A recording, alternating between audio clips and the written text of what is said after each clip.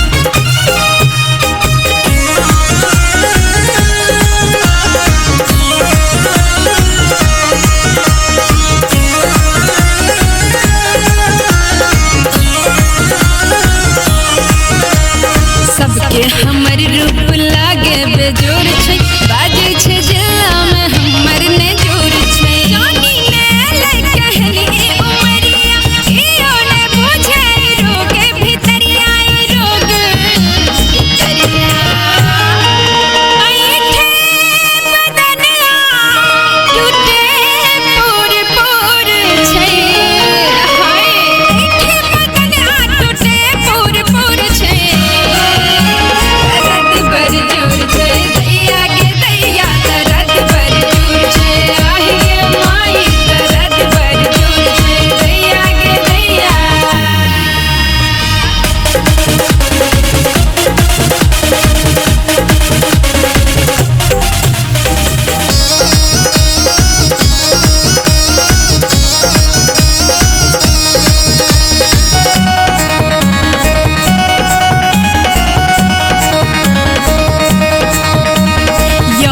हमर की करे मन